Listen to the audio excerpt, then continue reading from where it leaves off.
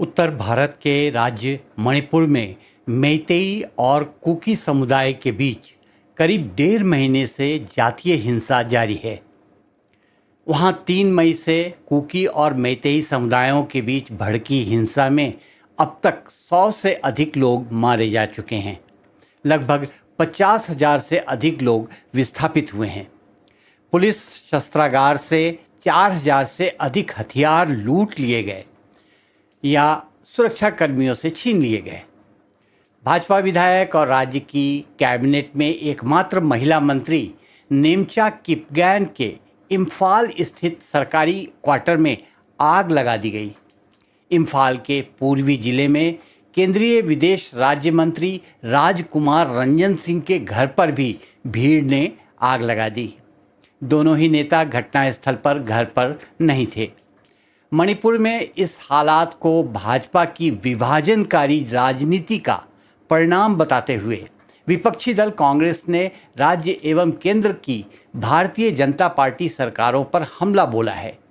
यूँ तो मणिपुर का यह मुद्दा लंबे समय से विवाद में रहा है, लेकिन इस बार यह तब ज्वलंत हो गया जब मणिपुर हाईकोर्ट ने बीते 27 मार्च को राज्य सरकार को निर्देश दिया कि वह मैतेई समुदाय को अनुसूचित जनजाति में शामिल करने के संबंध में केंद्र को एक सिफारिश सौंपे। ऐसा माना जाता है कि इस आदेश से मणिपुर के अनुसूचित जनजाति सूची में शामिल गैर मैतेई लोगों में चिंता पसर गई। परिणाम स्वरूप बीते 3 मई को आदिवासी संगठनों द्वारा निकाले गए एक विरोध मार्च के दौरान जातीय हिंसा भड़क उठी, जिसमें कम से कम 60 लोग मारे गए, सैकड़ों लोग घायल हुए और हजारों लोग विस्थापित हुए।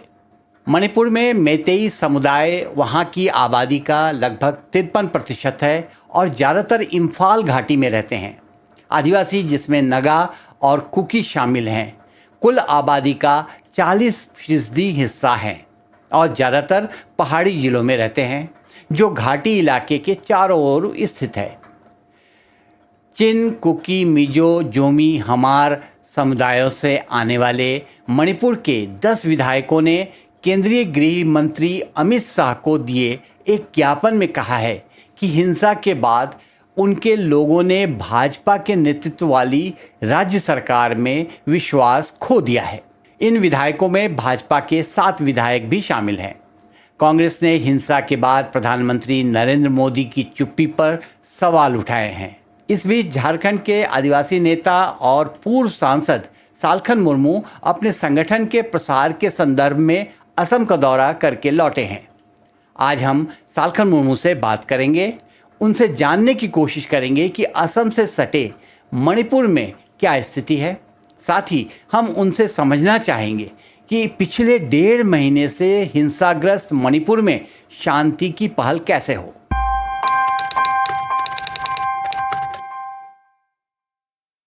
सालखन जी, आपका स्वागत है फैक्ट फोल्ड में। आज हम बात करने जा रहे हैं आपसे, जैसा कि आपने अभी इंट्रो में सुना, कि हम लोग बात करेंगे मणिपुर की स्थिति को लेकर। खासकर मणिपुर में जो हालात बिगड़ते जा रहे हैं पिछले 1.5 महीने से, वहाँ पे लगता है जैसे एक आपसी गृह युद्ध जैसी स्थिति बनती जा रही है। ये अपने आप में बड़ा खतरनाक दिखता है। यह खासकर पूरे भारत के लिए यह पूरा मणिपुर का मुद्दा तो खतरनाक है ही, साथ साथ यहाँ खास बात यह भी रही कि इसमें आदिवासी समुदाय, जो जिसको हम लोग प्रकृति पूजक भी कहते हैं अपने झारखंड में, और देश भर में आदिवासियों की बड़ी संख्या है, उनकी लाचारी को लेकर कई बार चर्चा होती है और सरकार भी कहती है कि हम आदिवासी के बड़े समर्थक हैं, बड़े इसके रक्षक हैं। बावजूद इसके मणिपुर में जो हो रहा है वो इन सब के एकदम विपरीत दिखता है।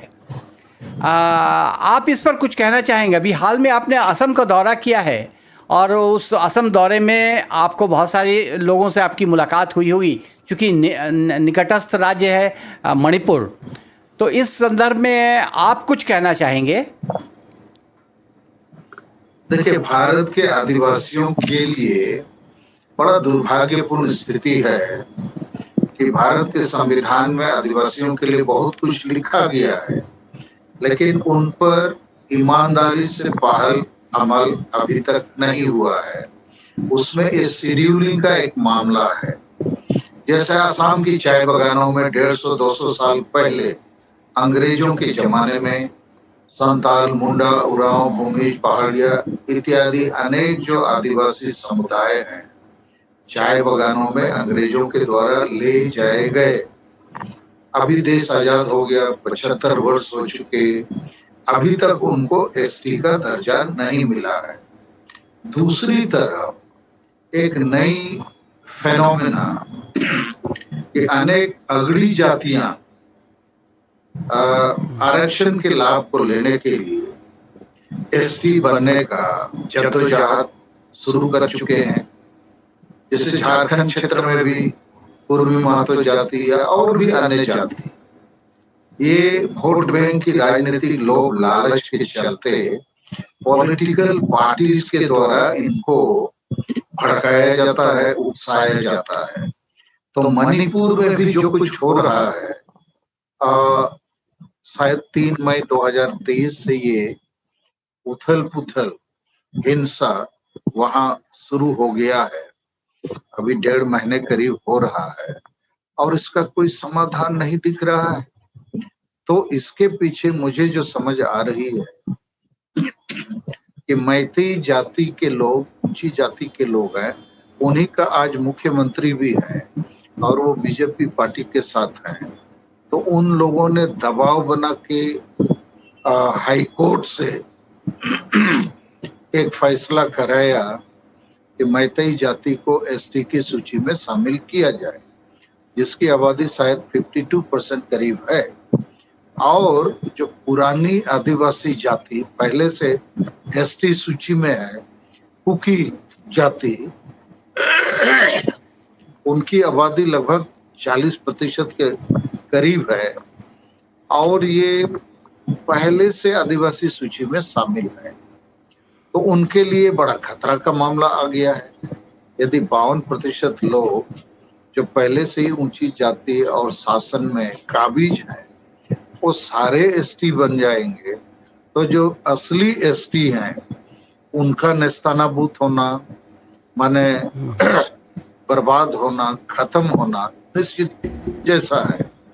तो उन लोगों के सामने मरता क्या नहीं करता, करो या मरो की तर्ज पर एक विरोध शुरू हो गया है। और ये विरोध मुझे लगता है इसलिए वाजिब जैसा है, उनके सामने फिर विकल्प क्या है। तो पूरे भारत देश में भी अभी जो एक नई एक फेनोमेना, मैं इसको पॉलिटिकल फेनोमेना कहूंगा, ये राजनीतिक पार्टियों के द्वारा उच्च जाति के लोगों को वोट बैंक के लाभ के लिए और आरक्षण के फायदा देने के लोभ के लिए इन जातियों को भड़काना, एसटी बनाएंगे। तो इससे जो असली एसटी भारत देश में हैं, पहले से एसटी हैं, उनके लिए वाकई बड़ा खतरा सामने आ खड़ा हुआ है। और झारखंड और बृहद झारखंड क्षेत्र में भी कुर्मी महतो जाति अभी शुरू किए हैं ऐसा जद्दोजहद और इनको समर्थन दे रहे हैं। झारखंड में जेएमएम पार्टी, बंगाल में टीएमसी पार्टी, उड़ीसा में बीजू जनता दल और देश में कांग्रेस पार्टी। कांग्रेस पार्टी के जो चीफ व्हिप हैं पार्लियामेंट में, अधीर रंजन चौधरी, उन्होंने कई बार भाषण में मांग रखी कि कुर्मी महतो को एसटी बनाओ। ममता बनर्जी बंगाल से, उन्होंने खुलकर मीडिया के माध्यम से और कैबिनेट में पास कर दिया। झारखंड के मुख्यमंत्री और जेएमएम पार्टी ने 8 फरवरी 2018 को लिखित रूप से अनुशंसा कर दिया कि कुर्मी महतो को एसटी बनाओ। और अभी हाल में उड़ीसा के मुख्यमंत्री नवीन पटनायक, बीजू जनता दल ने भी ऐसा किया है। तो हम जो असली आदिवासी हैं, संताल, मुंडा, उरांव, भूमिज, खड़िया, हो, पहाड़िया इत्यादि, हमारे लिए बड़ा चिंता का विषय है। तो हमने इस विषय पर 6 मई 2023 को भारत के राष्ट्रपति को एक पत्र लिखा और हमने उनसे आग्रह किया है कि वोट बैंक की राजनीति और लोभ लालच और आरक्षण के फायदे के लिए हम जो असली भारत के आदिवासी हैं, हमारा एक प्रकार से नरसंहार जैसी स्थिति को रोकना पड़ेगा। अन्यथा भारत देश के जो आदिवासी हैं, वास्तव में आदिवासी, अब मैं तो ऐसा कहूंगा, अभी 75 साल के बाद कुछ लोगों को याद आ रहा है कि हमको भी आदिवासी बनाओ। तो 75 साल गुजरने के बाद अभी याद आना, ये अपने आप में बड़ा अचंभा वाली बात है। और इसके पीछे बिल्कुल आरक्षण के लाभ का ही मामला है और इससे डायरेक्ट जो असली आदिवासी है उनकी एक प्रकार से हत्या नरसंहार का मामला बनता है। तो मैं इस समय ऐसा कहना चाहूंगा, भारत देश में जो बड़ी पॉलिटिकल पार्टीज हैं या सत्ता में जो नीति निर्धारक लोग हैं, कि अभी और किसी भी जाति को एसटी ना बनाया जाए, एक बार लगा दिया जाए। 75 साल हो गया, अब लोगों को मालूम ही नहीं था कि हम एसटी हैं नहीं है और अभी बनना चाहते हैं, और इसके पीछे बिल्कुल पॉलिटिकल कारण ही है। जैसे मणिपुर के लिए भी इस समय जो खबर कागजों में आ रहा है, सब वहाँ के जो कुकी जाति के लोग हैं, नागा जाति के लोग हैं, वो बीजेपी के नेताओं के घर द्वार को जला रहे हैं, उन पर हमला कर रहे हैं। और अभी अभी केंद्रीय गृह मंत्री ने एक समिति का गठन किया और उसमें मणिपुर के मुख्यमंत्री को भी रखा गया, तो उसका पूरा विरोध कुकी आदिवासी लोग शुरू कर दिए। उसके रहते कि न्यायपूर्ण कोई फैसला आ ही नहीं सकता है। तो ये जो मामला अभी आ खड़ा हुआ है, मुझे लगता है कि 75 वर्षों के बाद किसी भी जाति विशेष को अभी आदिवासी बनाने के मामले को एकदम उसको रोक लगा देना चाहिए। ये बहुत सही कहा आपने। एक अपने आप में एक समाधान हो सकता है, आगे हम लोग देखेंगे। अब 75 वर्षों के बाद किसी को याद आ रहा है भाई हमको आदिवासी बनाओ, तो ये अपने आप में सही नहीं है। मणिपुर की स्थिति में भी मेरा ये जो सुझाव है, भारत सरकार को घोषणा करना चाहिए कि अगले 20 वर्षों तक, 30 वर्षों तक अभी और किसी भी जाति को एसटी नहीं बनाया जाएगा। ये आपने बहुत अच्छा कहा। मेरी आवाज़ मिल रही है आपको? मिल रही है। अच्छा, नहीं, आपने बहुत ही अच्छा सुझाव दिया है और भारत सरकार को इस पर मंथन करना चाहिए और निर्णय तक पहुंचना चाहिए। लेकिन सबसे बड़ी बात यह है, अभी आपने इसके पहले कहा था कि राजनीतिक दल चाहे वो केंद्र में हो चाहे वो राज्य में हो, वो उकसा रहे हैं। ठीक है, ये बात भी अब तो हालात जो बने हैं उससे तो यही उभर कर आ रहा है कि मणिपुर में हालात बनने के पीछे कहीं न कहीं पर स्थानीय सत्ता में शामिल जो लोग हैं, जो पार्टी है, वही बहुत बड़ा कारण है। उसका उभर कर सामने आया है। 10 विधायकों ने भी हाल में पिछले दिनों, आपने गौर किया, 10 विधायकों ने ज़बरदस्त विरोध रखा है। उन्होंने कहा कुकी से जुड़े हुए जो विधायक हैं, कुकी आदिवासियों से जुड़े हुए हैं, कुछ उसी से सब ट्राइब्स जो हैं वो हैं। उस 10 विधायक, उसमें 7 तो भाजपा के हैं, 7 भाजपा के विधायक हैं। उन्होंने भी विरोध कर दिया है कि हम वर्तमान सरकार, मणिपुर में जो सरकार है, जो वर्तमान सरकार है, उसका उन्होंने विरोध किया है कि हम उससे सहमत नहीं हैं। हम चाहते हैं कि हमारे लिए अलग प्रशासन की व्यवस्था हो। जो इससे एकदम स्पष्ट आ रहा है, संदेश जा रहा है कि इसमें कहीं ना कहीं पर भाजपा के लोग, भाजपा चूँकि शासन में है, वहाँ केंद्र में भी भाजपा ही शासन में है, और भाजपा के कारण क्या हालात और बिगड़ते जा रहे हैं। देखिए, 1.5 महीना हो गया, 3 मई को ये घटना शुरू हुई थी, और जिस तरह से हाई कोर्ट का जो निर्देश आया, हालांकि सुप्रीम कोर्ट ने उसको कंडेम किया है, सुप्रीम कोर्ट ने हाई कोर्ट के उस निर्देश का भी कंडेम किया, लेकिन हालात तब तक हाथ से निकल चुके थे। और आपको तो याद होगा, उसी के बाद वो 3 मई को जुलूस प्रदर्शन वगैरह हुआ और उसमें करीब 60 लोग मारे गए। उस घटना में वो जो हिंसक झड़पें हुई उसमें करीब 60 लोग मारे गए। और उससे यही अंदेशा लगता है कि हालात बिगड़ते गए और आज 1.5 महीने के बाद अब वो मरने वालों की संख्या 100 पहुंच चुकी है। यहाँ तक खबर है कि हजारों की संख्या में हथियार लूट लिए गए, सशस्त्र बलों के हथियार लूट लिए गए। इसका मतलब है कि उसका दुरुपयोग हिंसा के कारणों में हो रहा है।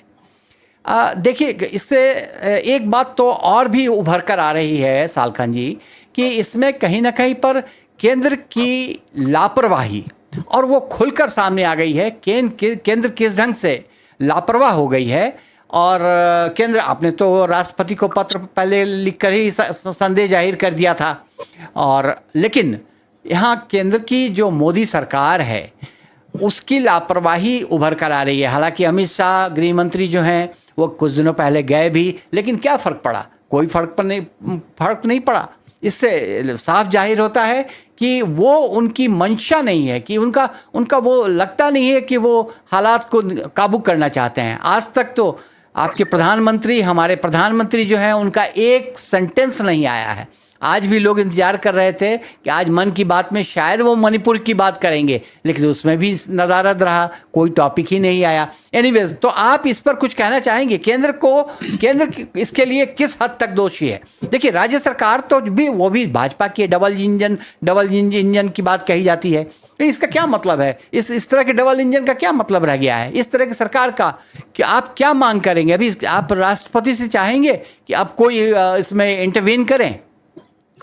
नहीं, मैंने तो राष्ट्रपति को पत्र लिखा है, लेकिन मुझे लगता है अभी हमने आपके साथ बातचीत के क्रम में जो बात रखी है कि अगले 20 या 30 सालों तक और किसी को भी एसटी जाति में शामिल ना किया जाए, ऐसा एम्बार्गो नीतिगत भारत सरकार को घोषित करनी चाहिए, सभी पार्टियों के साथ बातचीत करके। इस मामले पर BJP, Congress, JMM, Biju Janata Dal, TMC इत्यादि जो है, सबकी भूमिका राजनीतिक है, वोट बैंक की लालच का मामला है।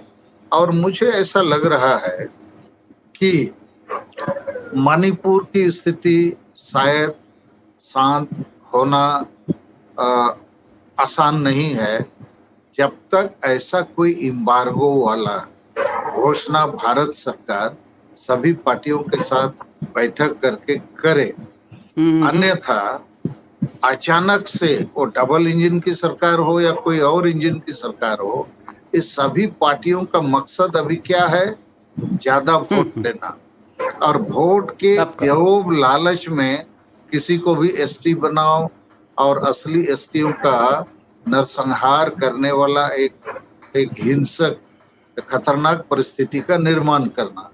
और इसी प्रकार दूसरा एक मुद्दा जिस पर हम लोग काम कर रहे हैं, ये प्रकृति पूजक आदिवासी भारत देश में 10 करोड़ से ज्यादा हैं। 75 साल हो गया।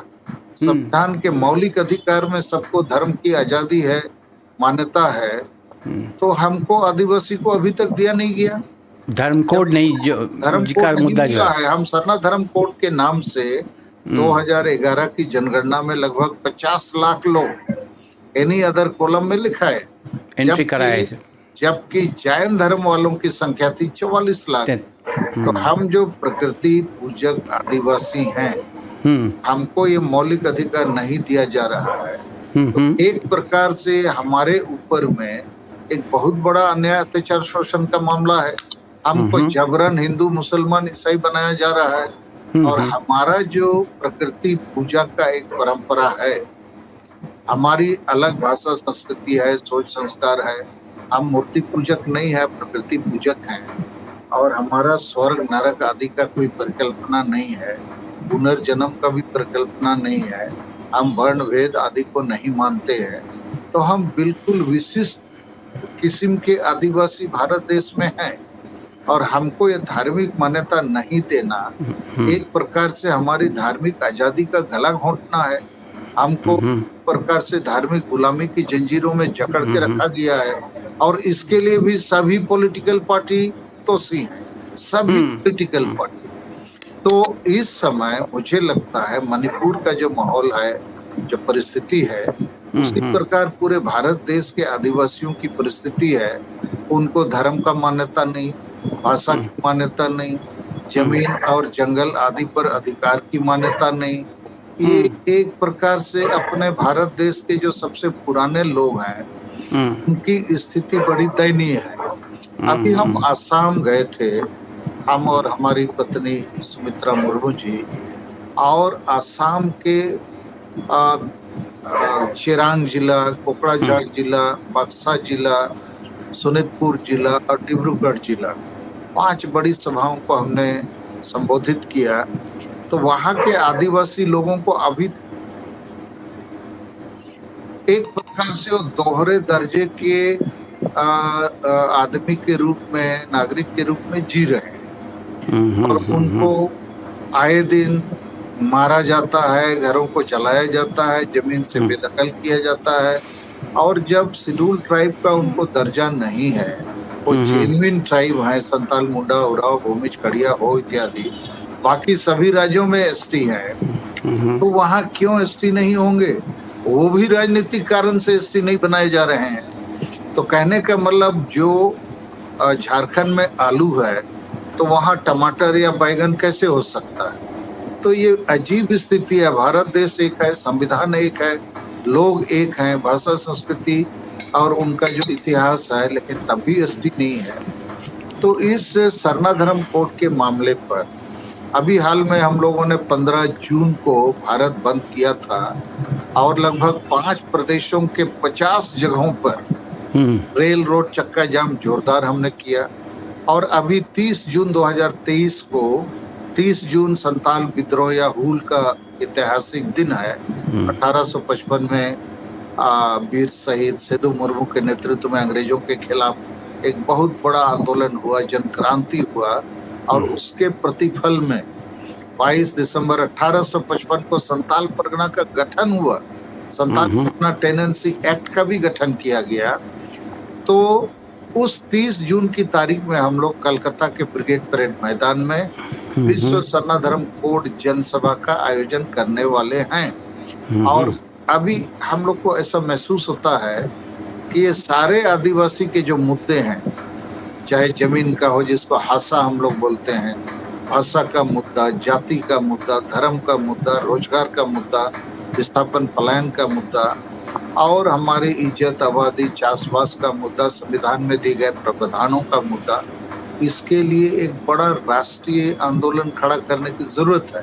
क्योंकि अभी 2024 का चुनाव आ रहा है, 2023 में भी कई राज्यों में चुनाव होंगे, तो सब पार्टी चुनाव की बात कर रहा है, लेकिन आदिवासियों की बात कोई नहीं कर रहा है। मणिपुर में जो आदिवासी करो या मरो, मरता क्या नहीं करता की स्थिति में कुकी और बाकी जो जेन्युइन ट्राइबल्स हैं, वो अपने बने अस्तित्व की लड़ाई के लिए जूझ रहे हैं। तो उसके समाधान के लिए जैसा एक पहल होना चाहिए, वैसा ज्यादा कुछ नहीं दिखता है। इसलिए मुझे लगता है, सोचते सोचते जो बात मेरे मुंह पर आई है, अगले 30 साल तक किसी को भी एसटी नहीं बनाया जाए, ऐसा एक इम्बार्को का घोषणा दिल्ली से जब किया जाएगा, ठीक है, आज या कल किया जाएगा, देखिएगा मणिपुर में शांति आ जाएगी। बहुत आपने जो सुझाव दिया है वो वाकई बहुत महत्वपूर्ण है। बावजूद इसके, इस पर ये लॉ एंड ऑर्डर का मसला आ गया है ना। अब तो हालात ये हैं कि मान लीजिए अगर इस पर तत्काल नियंत्रण की कोई ऐसी प्रक्रिया नहीं अपनाई गई जो कि मॉडल बन सके, नहीं तो आने वाले दिनों में तो ये कहीं भी होगा। अभी तो आप मणिपुर की बात कर रहे हैं, मणिपुर में गृह युद्ध जैसी, एक तो किसी बड़े अधिकारी ने कहा है, सैन्य अधिकारी ने कहा है कि गृह युद्ध जैसी स्थिति हो गई है। अरे साहब, वहाँ पे एक सेंट्रल स्टेट मिनिस्टर का घर जला दिया गया, वहाँ एक मंत्री का घर जला दिया गया। अब ये यहाँ तक जब बात पहुँच जाती है तो तत्काल तो उस पर एक्शन लेने की ज़रूरत है, नहीं तो ये बात अगर सरकार इसमें अक्षम साबित हो रही है, तब तो यह बात और राज्यों में भी बढ़ेगी ना। आप कह रहे हैं कि ठीक 30 साल का ये फैसला लेना, और ये एक वो ठीक है, एक दिन में तो 2 दिन में तो कोई निर्णय नहीं हो सकता है इस पर, ये पूरी एक प्रक्रिया है और इस पर बहुत सारे 30 वर्षों के लिए तो नहीं, लेकिन हाँ कुछ वर्षों के लिए भी अगर मान लीजिए इसको टाला जा सके तो बहुत अच्छी बात होती। लेकिन लॉ एंड ऑर्डर का मुद्दा जो है वो तो अल्टीमेटली आपको उदाहरण पेश करना होता है। सत्ता के लोगों को, सरकार को उदाहरण पेश करना होता है कि आने वाले दिनों में ऐसी घटना फिर से होती है, कहीं किसी और राज्य में दोहराई जाती है, तो हम कैसे उसको हैंडल करेंगे। ये चीज़ें नहीं दिख रही हैं। इस पर आपको कुछ आप कोई सख्त कार्रवाई के बारे में आप कोई सुझाव देंगे? नहीं, इस मामले पर मैं तो इतना ही कह सकता हूं कि लॉ एंड ऑर्डर एक प्रकार से केंद्र और राज्य दोनों की जिम्मेदारी है। ये इंटरनल सिक्योरिटी का मामला है और ये जो घटना है या दुर्घटना है, हिंसा है, ये बाकी राज्यों में भी फैल सकती है, क्योंकि बाकी राज्यों में भी जो असली ओरिजिनल ट्राइबल्स हैं उनके लिए बड़ा चिंता का विषय है। तो इस दृष्टिकोण से लॉ एंड ऑर्डर के मद्देनजर जो उचित कार्रवाई है उसको करनी चाहिए। लेकिन बहुत सारे मामले नीतिगत यदि ढील ढाल दिखाई पड़ता है कि कब किसको एसटी बना दिया जाएगा, ऐसा अनिश्चितता को नीतिगत रोकना पड़ेगा। और ये तो जरूरी है, ये हम सहमत हैं आपसे, और ये बात हमें लगता है सभी लोग सहमत होंगे। आपने इतना स्वर्णिम सुझाव, इसको मैं कहता हूँ, ये गोल्डन आपने एक सजेशन दिया है, ये वाकई अपने आप में बहुत महत्वपूर्ण है। अब तक इस बारे में चर्चा नहीं हो रही थी, इस पर चर्चा होगी। लेकिन यहाँ पे बात होती है साहब, देखिए कुछ भी है तो आप जैसे जो जनमानस को जो आप नेतृत्व देते हैं, आप जनमानस को आपकी बातों को लोग मानते हैं, समझते हैं, ऐसे में आपसे अपेक्षा भी करते हैं कि तत्काल वहाँ कोई सुधार के लिए क्या व्यवस्था की जाए। देखिए भाजपा की, अब तो आप कह रहे हैं कि राज्य और केंद्र दोनों की जवाबदेही है, दोनों में ही भाजपा सरकार है। हालात यहाँ तक है, अभी तो हाल में तो एक और खबर उभर कर आई कि एनआईए ने एक अपनी रिपोर्ट पेश की है कोर्ट में। उसमें तो यहाँ तक कहा गया है कि कुछ आतंकवादी संगठनों ने भाजपा के बड़े नेताओं को उनके साथ में डील हुई थी, जिसके बारे में कहा जा रहा है कि भाजपा की सरकार वहाँ 2017 में ये बातें की है और 2019 में वहाँ एक बड़ी जीत हुई भाजपा की। 2000 उसके पहले भाजपा की राज्य की सरकार वहाँ बनी, उसमें आतंकवादियों का है कि कहीं न कहीं पर हाथ बताया गया है। एनआईए की रिपोर्ट है, एनआईए तो सरकारी संस्था है साहब। एनआईए की रिपोर्ट जो कोर्ट में पेश की गई है उसमें इस बारे में उल्लेख मिला है। ऐसे में तो यही लगता है कि भाजपा की केंद्र और राज्य दोनों सरकारें जो हैं वो बुरी तरह से नाकाम ही नहीं, बल्कि उनका मंसूबा कुछ और है।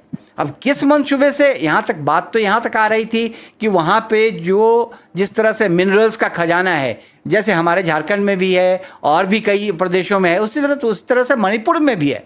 कहा तो कि यहाँ तक जा रहा था कि उसके पहले उस कैपिटलिस्ट लोगों की नज़र उस पर है, इसलिए शायद आदिवासी इलाके को खाली कराया जा रहा है। अब तो यहाँ तक ये भी कहा जा रहा है कि म्यांमार और चाइना, अगल बगल में दो जो कंट्रीज़ हैं, उनका कहीं ना कहीं पर घुसपैठ हो जाए। और ये घुसपैठ अगर होता है तो ये अपने आप में और ख़तरनाक होगा। ऐसा अब तो लोग आशंका व्यक्त करने लगे हैं कि ऐसा ना हो कि मणिपुर हमारे हाथ से निकल जाए। आप खुद समझिए कि अगर ऐसी घटना हो रही है, अगर इसकी आशंका भी है, तो ये बाकी प्रदेशों के लिए, ये झारखंड इससे अछूता रहेगा क्या दूसरा प्रदेश जहाँ पे आदिवासी प्रताड़ित हो रहे हैं, जहाँ पे आपने कहा जेनोसाइड की बात आपने की, आपने कहा कि वो जेनोसाइड वाली स्थिति हो गई है, तो क्या उस हालत में कोई मरता क्या ना करता वाली स्थिति होगी, फिर देश में क्या बच जाएगा साहब। इसलिए हमें लगता है कि इस पर कोई तत्काल एक्शन कैसे लिया जाएगा, इस पर आप क्या सलाह देंगे आप केंद्र की सरकार, खासकर हम तो केंद्र सरकार की बात कर रहे हैं, राज्य सरकार तो बुरी तरह से अक्षम साबित हुई है। देखिए, मुझे जो लगता है, लॉ एंड ऑर्डर के अनेक मिशनरी हैं और हमारे पास देश में पैरामिलिट्री फोर्सेस भी हैं। लॉ एंड ऑर्डर की जो स्कीम्स भी हैं और प्रशासन भी है, जुडिशरी है, सब कुछ है, यहाँ तक कि मीडिया भी है और सिविल सोसाइटी भी है। सारे लोगों को मिल बैठ के एक प्रयास ऐसा करना चाहिए जिससे लगे कि पक्षपूर्ण कुछ नहीं हो रहा है और सभी लोग देश हित में, राज्य हित में, समाज हित में कोशिश को सामने अंजाम दे रहे हैं। लेकिन उसी के साथ मैंने जो सुझाव दिया, जाहिर है 30 वर्षों तक का एक एम्बार्गो, किसी को भी एसटी बनाने के मामले पर यदि नीतिगत घोषणा किया जाएगा, मुझे लगता है तुरंत वहां शांति आ सकती है।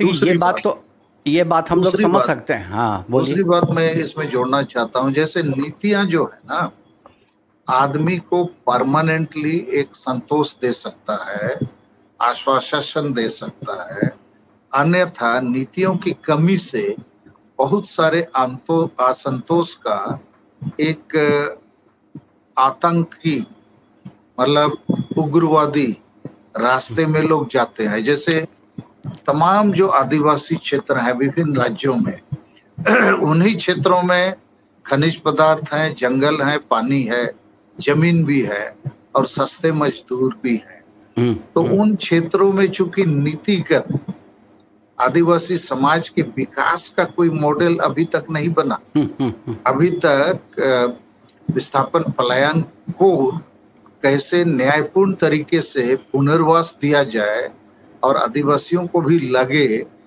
कि वाकई में न्यायपूर्ण तरीके से उनका पुनर्वास भी किया जा रहा है जमीनी स्तर पर। हाँ, देश के विकास के नाम से। तो अभी तक ऐसा नहीं हुआ है। जगह जगह पर खनिज पदार्थों के लिए जंगल में जो वन संपदा है, पानी है, जमीन है, इसको मुनाफे के लिए, पूंजीपतियों के लाभ के लिए सब कुछ किया जाता है। तो उससे आदिवासी का असंतोष तो बना हुआ है और उसके चलते उन क्षेत्रों में ये नक्सलवाद या जो भी आप कह लीजिए वो जारी है। तो उसका जब तक नीतिगत कोई सही फैसला नहीं होगा, आदिवासी समाज को भी भारत के न्यायपूर्ण नागरिकों की तरह उसके साथ बर्ताव नहीं किया जाएगा, तो फिर वही चीज बना रहेगा। तो ये दोनों चीज को समझने की जरूरत है। मणिपुर का भी मामला वैसे ही मुझे लगता है कि जब तक आप नीतिगत मणिपुर के जो असली आदिवासी समाज को एक संतोषजनक आगे का रास्ता नहीं बताएंगे नीतिगत, तो वो संतोष कैसे होगा? और असंतोष आदमी तो कुछ भी कर सकता है और इसी कारण से ये नक्सली जो आंदोलन है या क्रियाकलाप है, आदिवासी क्षेत्रों में ही क्यों होता है और आदिवासी ही नक्सल क्यों बनते हैं? इसलिए कि मरता क्या नहीं करता, क्या नहीं करता। मुझे लगता है भारत देश में ये आदिवासियों का मामले को समझदारी से निपटाने की जरूरत है। लेकिन आप खुद समझिए, जैसा कि जब बात कहते हैं नीतिगत फैसला, जब बात नैतिक मुद्दों की होती है तो उस पर दोनों पक्ष को सामने लाना पड़ता है और दोनों को सामने लाकर, जैसे अभी आप देख रहे हैं कि झारखंड में कुर्मियों का आंदोलन भी बहुत व्यापक रूप लेता जा रहा है। ये भी आपने देखा है सड़क पर, या जैसे भी आंदोलन का कई स्वरूप इसका दिखा भी हाल के कई महीनों से। ऐसे हालात में आप सीधे कह देंगे कि हम बैन कर देंगे, तब तो आप बेवजह उग्रता बढ़ाएंगे। इसके लिए जब आप अपने खुद ही कहा कि नीतिगत फैसला आइए, इसको नीतिगत तरीके से ही इसको निपटाने की ज़रूरत होगी। यह एक प्रक्रिया है, हमें लगता है कि इसमें वक्त लगेगा ही। अगर आप समझाना चाहेंगे कुर्मी समाज को कि भाई तुम 75 साल तुम लोगों ने चुप्पी साधे रखा, अब मांग कर रहे हो, तो इसका क्या मतलब निकलता है? ऐसे हालात से निपटने के लिए आपको बहुत समझदारी से काम लेना होगा। लेकिन जहाँ तक बात है कि इस पर रोक लगाने की मणिपुर में, वह एक त्वरित कार्रवाई होनी चाहिए। उसको राज्य सरकार तो बुरी तरह से विफल हुई है, राज्य सरकार पर कार्रवाई होनी चाहिए या नहीं? आपको क्या लगता है? देखिए, ये मामला पेचीदा है, लेकिन किसी भी राज्य, आप पॉलिटिकल आदमी, आप सांसद रह चुके हैं। ठीक है। किसी भी राज्य सरकार में लॉ एंड ऑर्डर का फेलियर होने से एक विकल्प है राष्ट्रपति शासन। तो वहां पर जैसा बहुत सही है। हिंसा जारी है। तो आप राष्ट्रपति शासन की मांग करते हैं? नहीं, राष्ट्रपति शासन लगाया जा सकता है जब नहीं, आप राज्य मांग सरकार। करते हैं कि नहीं?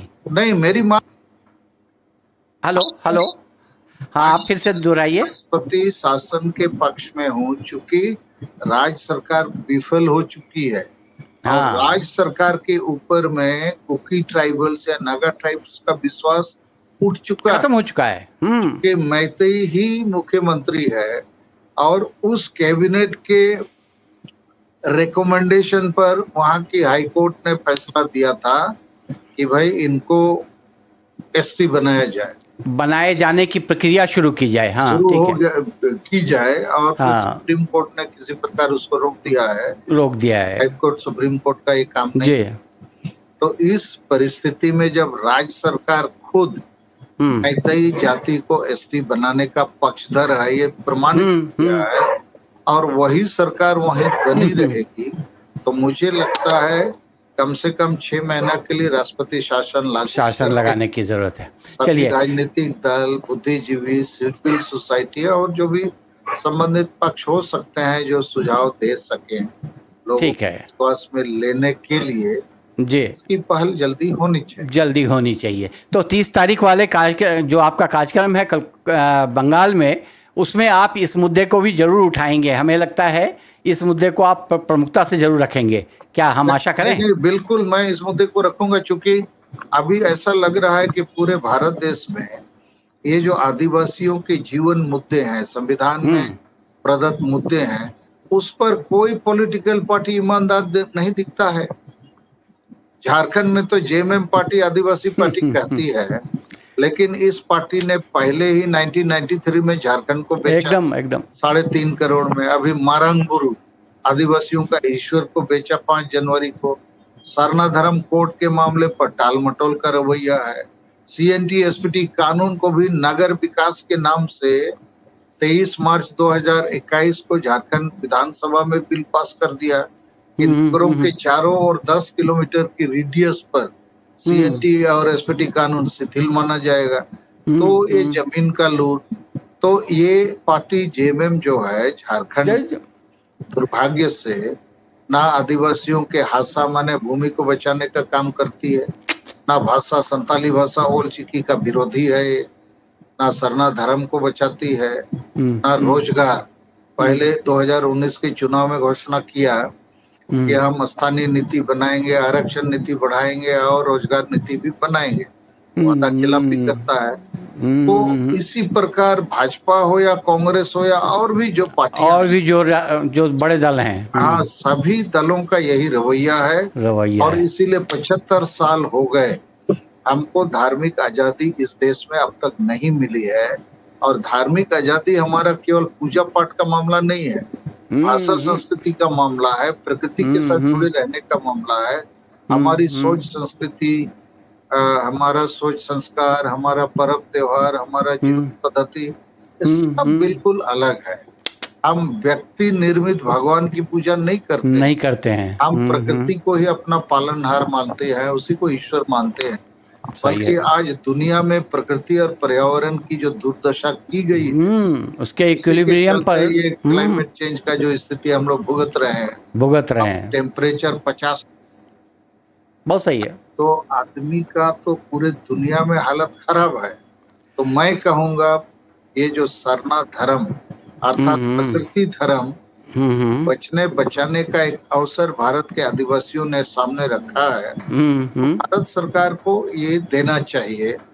हम अभी भी महामहिम राष्ट्रपति द्रौपदी मुर्मू और नरेंद्र मोदी जो प्रधानमंत्री जी हैं, उनको हमने आदिवासी संगेल अभियान की तरफ से नारा दिया हुआ है, यदि आप 2023 में सरना धर्म कोड हमें देंगे तो 2024 में हम आदिवासी आपको वोट दे सकते हैं। और नहीं देंगे तो हम वोट भी क्यों वोट नहीं देंगे, आप नहीं देंगे, एकदम नहीं देंगे। सही कहा आपने। तो इसके लिए 30 जून को हम लोग कलकत्ता के ब्रिगेड परेड मैदान में पूरे भारत देश के आदिवासी, यहाँ तक कि नेपाल, भूटान, बांग्लादेश के आदिवासियों को भी आमंत्रित किए हैं। जो लोग अपने को हिंदू, मुसलमान, ईसाई नहीं मानते हैं, अपने को प्रकृति पूजक मानते हैं, हम लोग को कलकत्ता में बड़ी सभा करके दिल्ली तक आवाज पहुंचाना, आवाज़ पर पूरे देश भर में आवाज़ पहुंचाना चाहिए। हाँ, देश भर ये में सही आवाज है। पहुंचाना। चलिए, तो फिर आपसे बहुत अच्छी बातचीत हुई, और खास खास जो दो मुद्दे आपने रखे कि एक तो है कि तत्काल ये जो उभर रहे हैं ऐसे दल जैसे मैतेई, जिस ढंग से मणिपुर में उभरते हुए अपने को आदिवासी बनाने की कोशिश कर रहा है या उनका दावा ठोक रहे हैं, उसी तरह से झारखंड में जो कुर्मी समाज के बारे में आपने कहा, ऐसा देश भर में चलेगा और चल रहा है। आप चाहते हैं कि 30 वर्षों के लिए इसे स्थगित किया जाए, नए कोई भी शेड्यूल्ड ट्राइब में ऐसे डिमांड करने वालों को शामिल ना किया जाए, उस पर स्थगन लगे। लेकिन यह एक प्रक्रिया है और इसमें वक्त लगेगा। दूसरी जो आपने मांग रखी कि राष्ट्रपति शासन लगाना चाहिए मणिपुर में, वो तत्काल प्रभाव से 6 महीने का कम से कम राष्ट्रपति शासन लगे, ऐसा आपने मांग की है। चलिए, बहुत अच्छा लगा सालखन साहब, बहुत लंबे समय के बाद आपसे बातचीत हो रही है और हमें आशा है कि अगली बातचीत भी हमारी बहुत जल्द होगी। और बहुत सारे ऐसे मुद्दे, चूँकि आपके पास में एक लंबा अनुभव है और आप सांसद से बड़ी बात कि आप ज़मीन से जुड़े हुए मुद्दों पर आप काम करते हैं, आम लोगों की भाषा में, उनकी भाषा में समझाते हैं, वो समझते हैं आपकी बातों को, तो आपसे अपेक्षाएं भी बहुत होती हैं। बहुत धन्यवाद आपको। नमस्कार। जोहार। जोहार जोहार।